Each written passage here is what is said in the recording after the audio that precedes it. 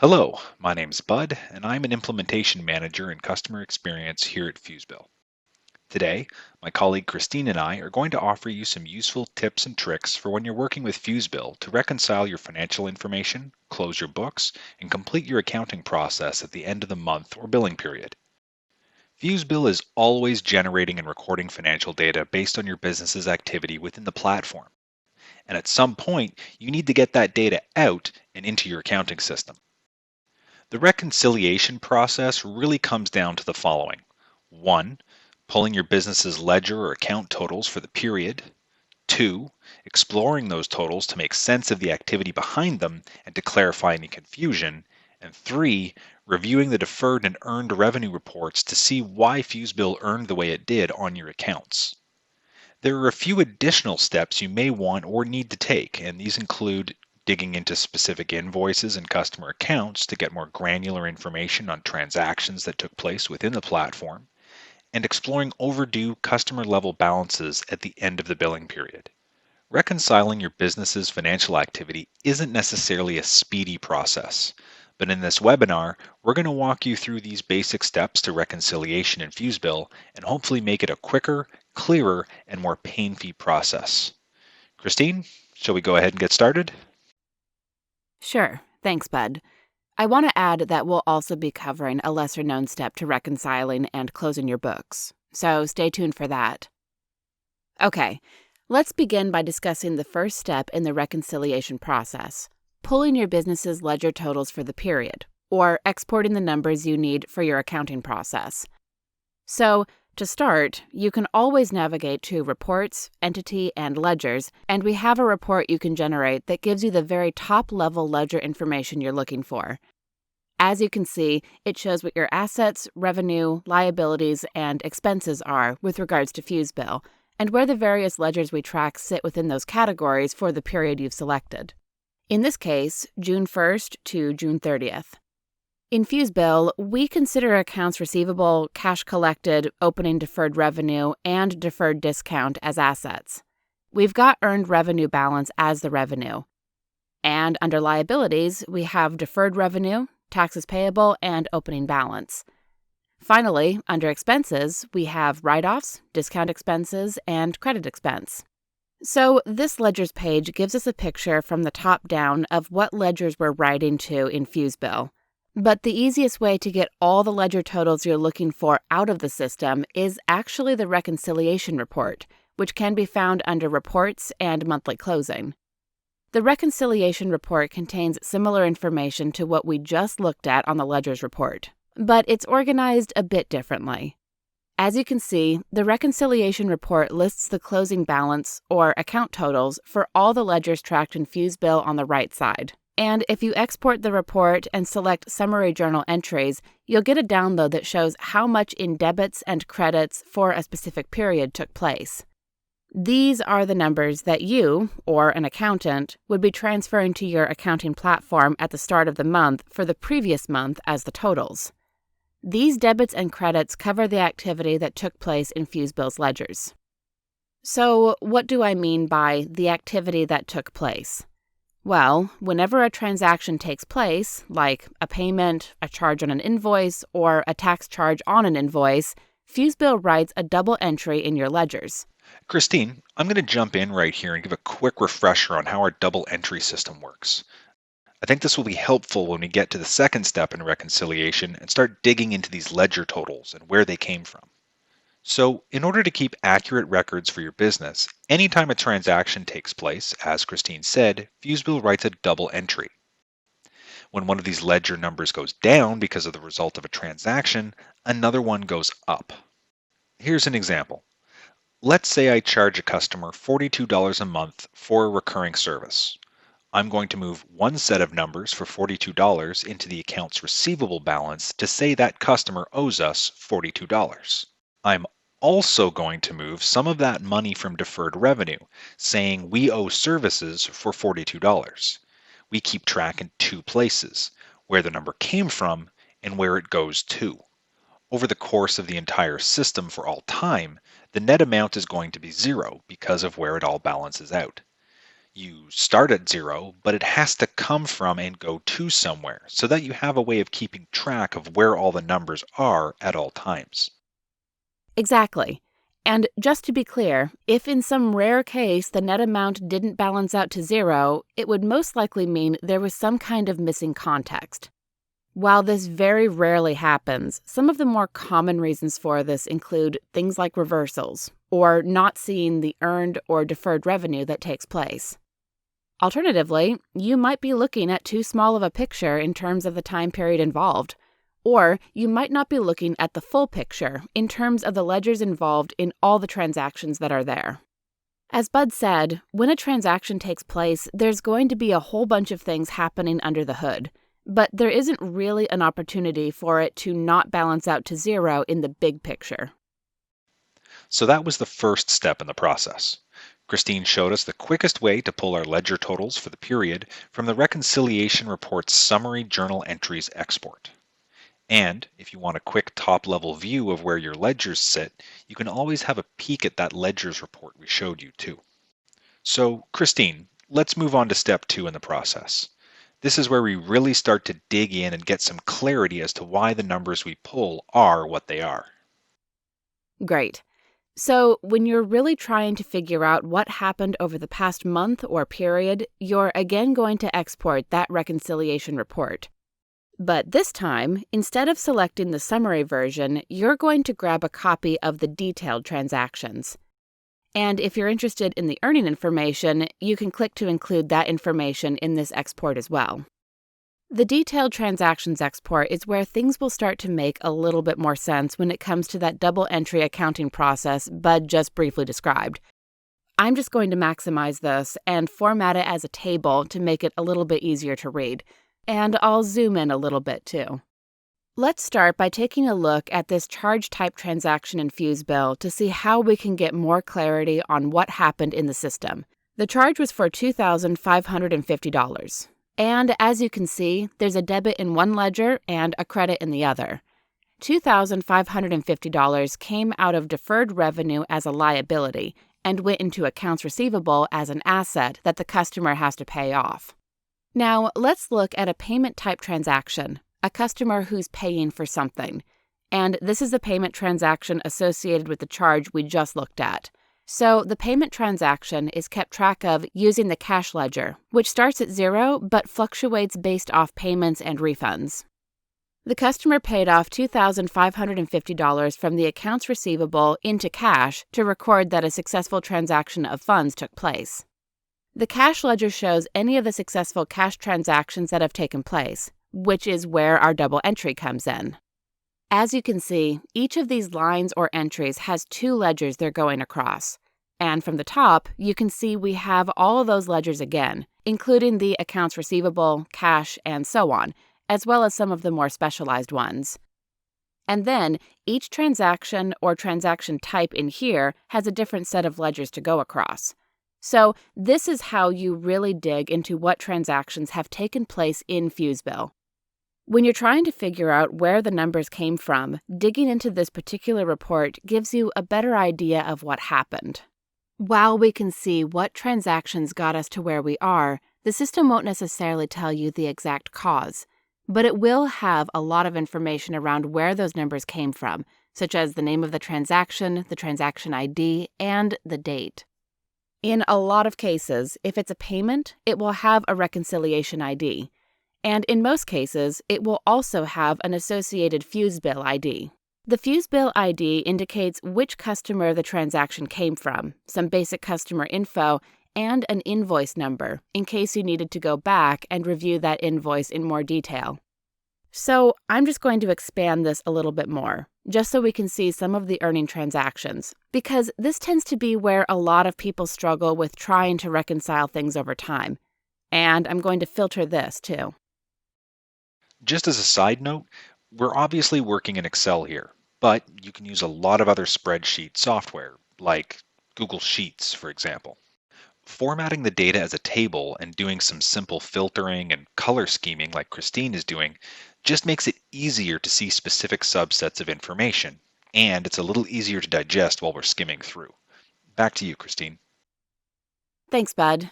So an earning type transaction is always reduced recognized revenue, increased deferred revenue.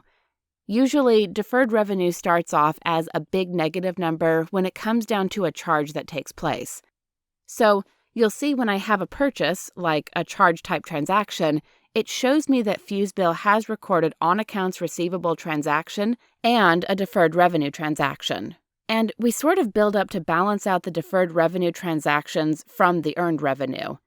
In this report, it's showing the recognized revenue as a negative, but pretty much everywhere else, it'll show up as the positive of what revenue you have recognized over time.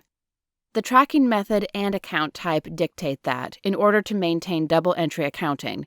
The value accumulated is recorded as a negative number in the reconciliation report's transactions. You will see similar backwards appearing logic when you issue a charge. So, there's a lot of digging into this you can do to see exactly what has happened. And it's especially handy when you're looking at a specific customer and you're trying to understand where the numbers came from. Here's a good customer example because there are a lot of transactions that took place.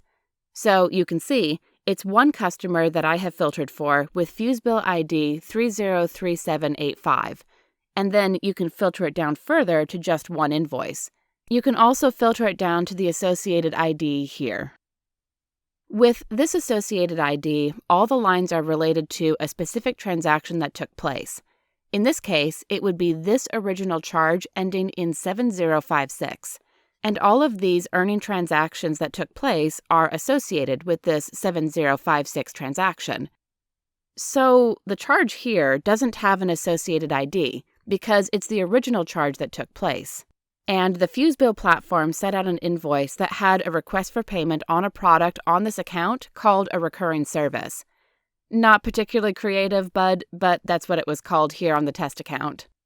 Then there was a series of transactions that took place afterward that indicate Fusebill has been performing this under the hood earning process.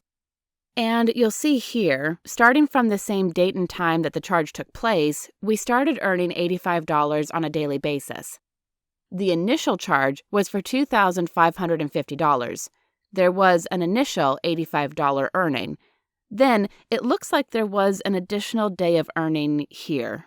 In this test account, there was likely a challenge where there was a day that revenue recognition didn't take place automatically. The charge took place on the 1st of the month, and for some reason, the system skipped the 2nd of the month.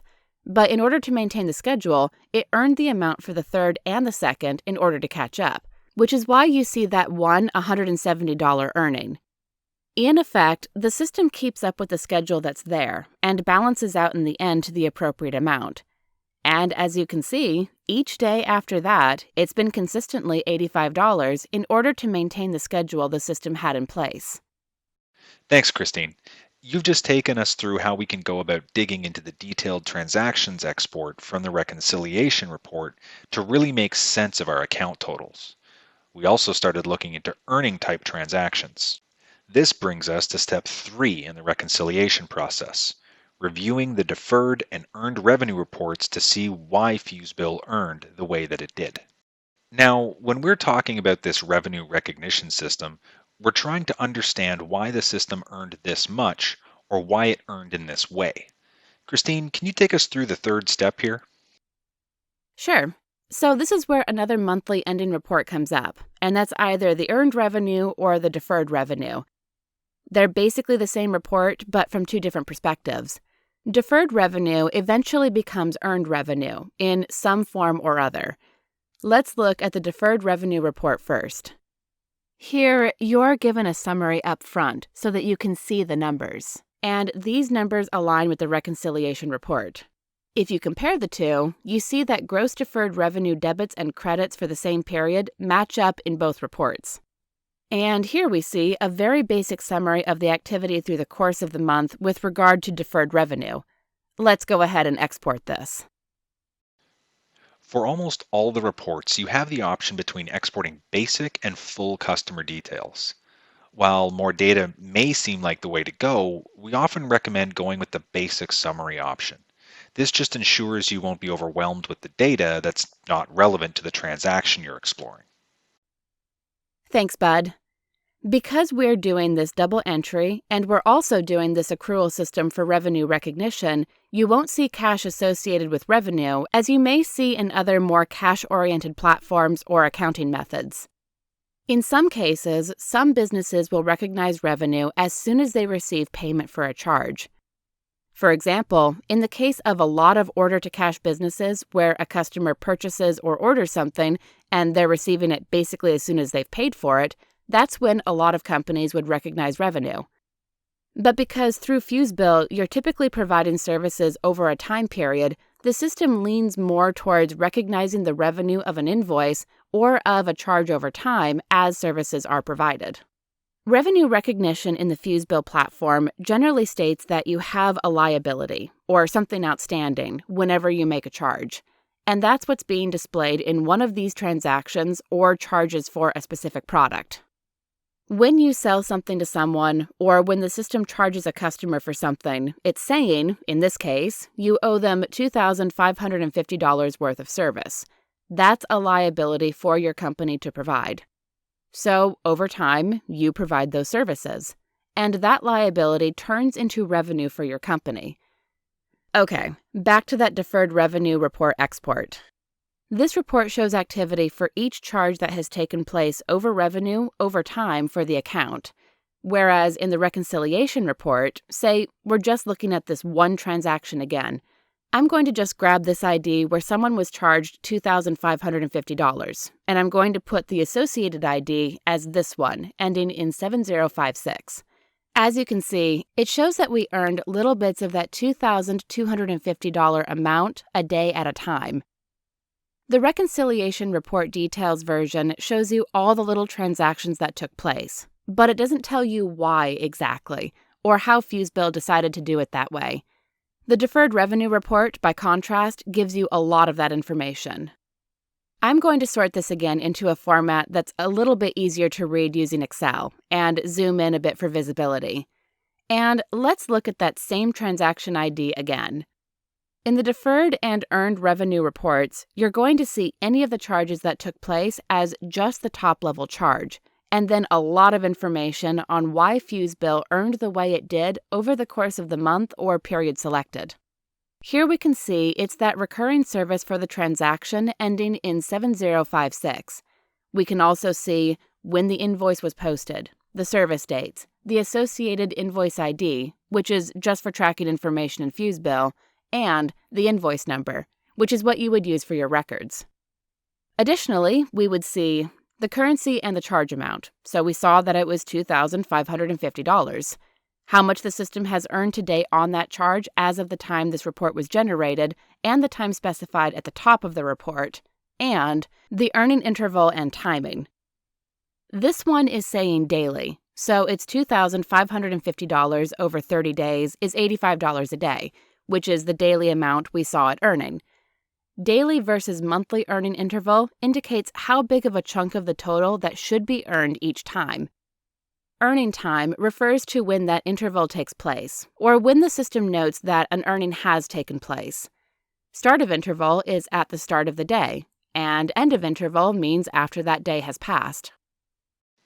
Just to interject for a moment, Christine, I want to confirm that these are all set in your catalog before any charges ever take place. And most of you will see these daily and start of interval settings as the default, unless you change them at some point during implementation or made some sort of business decision. So basically, the way Fusebill earns revenue is the total amount of the invoice divided by the number of days and then taken one day at a time. Christine, can you please give us an example of when digging into this data on a transaction would be useful during reconciliation? Sure. Say you have a customer that cancels mid-period and you want to understand how much of the total is staying with your company and how much should go back to the customer based off of how much of the time period you provided services. This gives you that granularity. If you're giving the customer back any of the deferred revenue from the original charge, is it based off the day or month that you provided services? It's easier to read if it's monthly, but it's more detailed if it's daily. So it's a trade-off in terms of the information.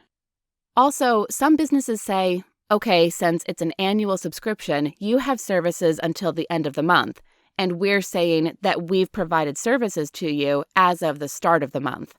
When they cancel or something similar and there is a reversal that needs to take place, you have records to say you provided service or you earned revenue for a specific number of days or months of the period in question, and the customer still gets the remaining back.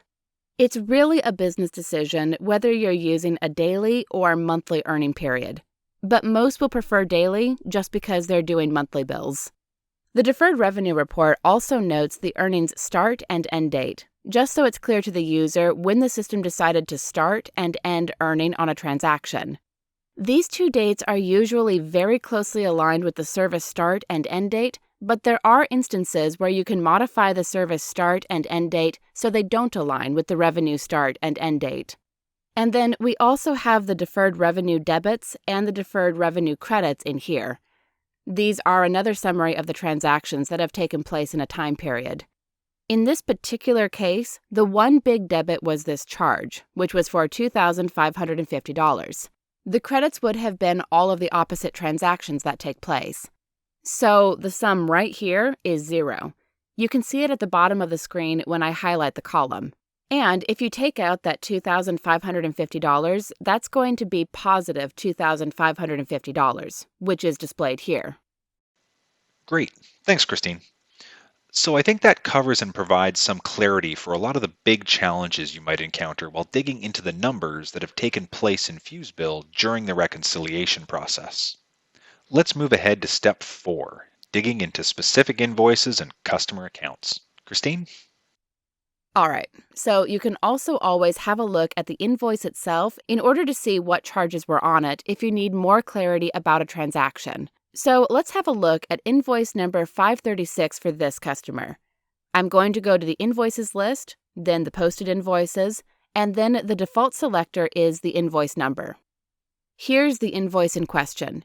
We can see the invoice amount of $2,550, and we can see the charge for $2,550 from June 1st to June 30th for a quantity of 51. So you can see the exact details of what transaction actually came to pass here. Let's talk for a moment about cash transactions. This is going to be the more real part of this for a lot of users. It's about where the money came from and where the money went. And that's the actual part that hits your bank account. It's where the customer is paying for something and you're receiving the funds. When it comes to the transactions that take place in the reconciliation report, these are known as cash transactions for successful collections. Whenever a payment takes place where you're getting money from the customer, you'll see a payment type transaction across the accounts receivable and the cash ledger. And so we have some reporting around the cash ledger to dig into where the numbers are, where the numbers came from, and where they went for the money itself. As you can see, we're still looking into that same customer. From that customer page, if we look at their payments, we see this one is the payment that took place June 1st. These are cash transactions on an individual customer, and this connects the dots in terms of understanding where this number came from. We see that it was a test credit card that was a successful payment, as well as the invoice that it's associated or allocated to. We can see here that the payment itself isn't actually connected to any of the items that were on the invoice, just to the invoice itself. That's another really common misunderstanding, that the money you get in your bank account is exactly tied to the numbers on the invoice. It is tied in that the numbers will align and we're working off of the same balance of a customer. But the payment itself isn't allocated to the charge, it's allocated to the invoice. Just to add some additional clarity here, the difference is that I can have a payment allocated to 5 different invoices, or I can have an invoice with 5 different payments on it. Fusebill only cares that the totals on the invoice align with the numbers you have in terms of payments. It doesn't care that the payment itself is for recurring services, 51 units. For this one in particular, the customer is paying off the invoice, or is paying the invoice total, rather than just the individual charges on it. The payment doesn't care that there were 51 units of recurring service on the invoice. It just cares that the invoice was for $2,550 and that it's paying off that $2,550 that was outstanding on the customer. The payment won't have details about what it paid for. It just says, I paid for these invoices. Other recurring billing systems look to associate the money they receive with the exact products they received it for. Whereas with Fusebill, it's the money you received for the invoices that were sent to your customer. And then if you really want to look into detail, you can dig into the platform. This process is more in line with doing that accrual-based accounting. It's so you can make sure your company is recognizing the revenue for services provided rather than relying on exactly what the customer has paid or not paid, because eventually the customer, or someone, has to pay for that service regardless. The big advantage here is making sure that you're keeping track of those numbers as the sales that take place rather than as the sales that take place and are paid off. Okay, back to you, Christine. So, one of the other big tools for trying to figure out what happened to a specific customer account is the statement. On a customer, I go down to the Statements corner in the bottom right and generate a statement. From here, I can actually see, for the month of June in this case, what transactions have taken place from a customer balance view. At the start of the period, the customer was balanced at $0. Then there was the recurring service charge, and then there was the payment that took place, which brought them back to zero by the end of the specified period. So you can have a whole bunch of payments or a whole bunch of charges, and really, you're just balancing out the customer rather than paying for specific things, typically. But Fusebill uses allocations to make sure the system at least keeps track of where the money is on those things. Within the context of Fusebill, this process gives you an overview of the rolling balance of your customer and what went into it over time. So it's a very good view for trying to reconcile or figure out what happened on a customer over time. And this can always be sent to the customer or someone internally as a PDF or emailed directly. Similarly, if you're digging into a specific customer and trying to figure out what happened where on them, Fusebill also has this transaction page in the bottom right corner of a customer. This goes over the details of what happened on a specific customer for the time period specified as well, but it doesn't show you a rolling balance. So here, we see the June recurring service charge for $2,550 and the payment that followed it for, again, $2,550. Beyond the statement page, the transaction page lets you click through and actually see what happened in this payment and what else it's allocated to if there are specifics. If you're looking into the details of an invoice charge, it's another way to quickly dig into a customer's transactions. This view is only available in the Fusebill admin UI. The statement is typically the one that you'll send to your customer to show them where their balance is over time, though. Okay.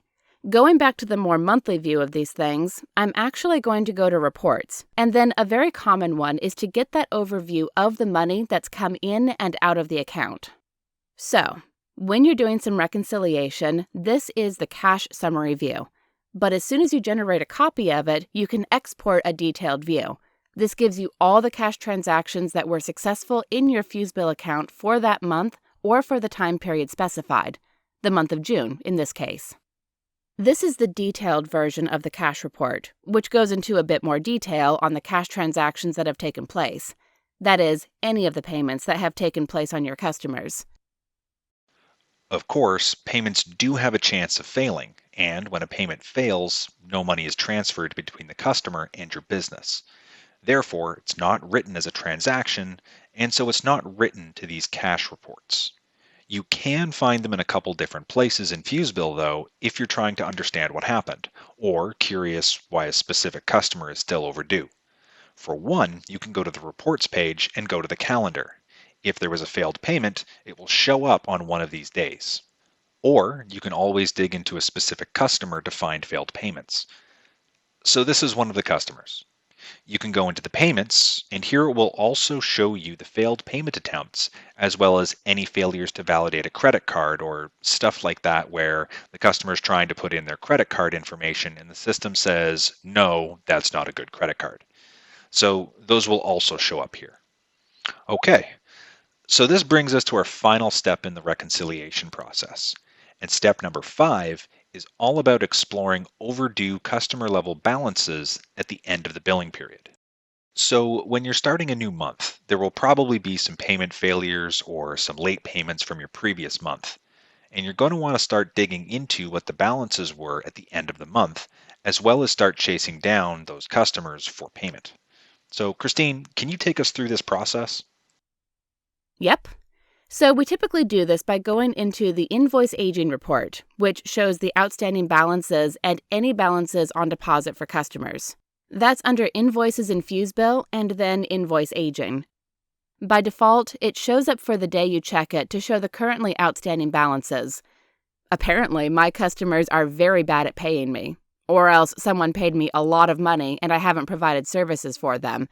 But again, this is just a test account. So, say it's the start of July, and I'm looking at the numbers in the account from previous periods. Here I can see that I have over $10,000 in amount due. So say I'm looking at this test customer here. They're in poor standing. They've been canceled automatically because they couldn't pay off in time. But we can also see here for standing. And we can also see the invoices that are on this customer. This is sort of a flow to chase down customers. And as you probably already know, we also have a widget for this to make it a lot easier for your day-to-day. On the widgets, we have an available weekly calendar view, which shows you the last few days, and transactions in the next few days in upcoming projected invoices. So, if there were failed payments recently, you'd be able to see them. You can also add the accounts receivable aging widget, which you can move wherever you like. I typically have it here at the top. This shows which buckets people fall into for amounts overdue, and you can double-click on it to get the view with that number of customers at the top of the list. As you can see, I have a specific customer here who's consistently not paying a $10 bill, so I can go in and make sure this is actioned by collecting money or reaching out to the customer with the contact information provided. So we're getting near the end here. What I want to say is, when you're performing reconciliation, it's important to understand where you feel the numbers should be and where the numbers actually are. If you feel the numbers are off, in many cases, it's going to be either a reversal has taken place or something is misunderstood in terms of the earned revenue. That's the most common explanation I see. Someone gets confused about the revenue recognition that has taken place. A big part of that is to dig into that deferred revenue report or the earned revenue reports we discussed. As I said, these are basically the same, but from a different direction. And you can use these to see what Fusebill has in here for the original charge amount, the posted date, the earning interval and the earning timing, and the earning start and end date. These are all really important when it comes to trying to figure out what happened. And this is usually where people feel that the numbers are off in the platform when it comes to the underlying financial numbers. Now, there can also be some confusion around the numbers that we have in the system that revolve around MRR. That's because a lot of those numbers have to do with what's input into the system in terms of what the system wants to use to generate invoices, as opposed to what has been generated and posted and written down in our accounts. So, the MRR is more of a forward-looking number in Fusebill, and that's the other place where people run into the most confusion. Those MRR numbers don't align with their expectations versus the actual revenue that's taken place in the system, and it's mostly just that they haven't earned it all yet. For example, look at this schedule of earning start and earning end date. It's not always the first of one month to the first of another month. If you bill someone in the middle of the month and you're earning over a year, if you're closing your books on the 1st, you're going to get half of that revenue if it's earning start of interval daily. So earned and deferred revenue follows a schedule that's here, and it may cross over a number of months or periods. It's based off when the charge was originally posted, not how much you collected from the customer when it comes to the revenue. It's based off of how much you've charged the customer. Great. So, Christine, at the beginning of the webinar, you mentioned you'd talk about a lesser known step in the reconciliation process. Shall we finish with that? Yes, thanks for reminding me. So this is especially relevant for cash because Fusebill is a billing platform, but it's not the company that actually collects the money from your customer. Fusebill makes the request to a gateway, such as Fusebill Payments, Stripe, or Authorize.net, to collect a certain amount from a specific credit card. Then, the gateway goes and collects that amount and reports back on whether or not it will be all right to collect. And when you're trying to balance between Fusebill and the cash collected and your bank account, there's a lot more to it there. And that's where a lot of confusion can come up. Fusebill doesn't have access to that full set of information because a lot of that is within your gateway. They're the company that takes the money from the customer's credit card and then puts it into your bank account at some point. When they're doing that, the timing is a little different than a lot of people expect. A credit card transaction has an immediate record written regarding it. But if you've ever looked at your credit card after you've made a payment, it shows a list of transactions and then a list of pending transactions. A pending transaction is sort of that intermediate step. Someone has requested this much money, and we're going to take a few days to make sure that it's okay to transfer this money, and then resolve it afterwards. To get to your bank account, it usually takes about 3 days or so, but that's also not to your bank account directly. There's a big conversation that takes place between the gateway and the credit card provider as well. The credit card provider will transfer the funds to your gateway, and then the gateway will release those funds to your bank account after taking their cut too. So, Fusebill will have records in its system that show which transactions have taken place and which ones we requested, as well as the reconciliation IDs or some other identifier in your third party. But before it gets all the way to your business's bank account, it has to be resolved first. And typically, the gateways will take a little bit off the top for each transaction that takes place. So it's good to keep that in mind. When you're trying to close your books, make sure to take into account the transactions and released funds from the gateway as well. Otherwise, you're going to be left scratching your head as to why the numbers from Fusebill and the cash transactions don't quite align with the numbers you see in your bank account. Great. Thank you so much, Christine, for walking us through the basic steps of reconciliation and some great ways to make it quicker, clearer, and less painful. And finally, thanks to everyone listening in. And as always, if you have any additional questions about this topic or anything else in the Fusebill platform, our customer success team is always available and happy to assist.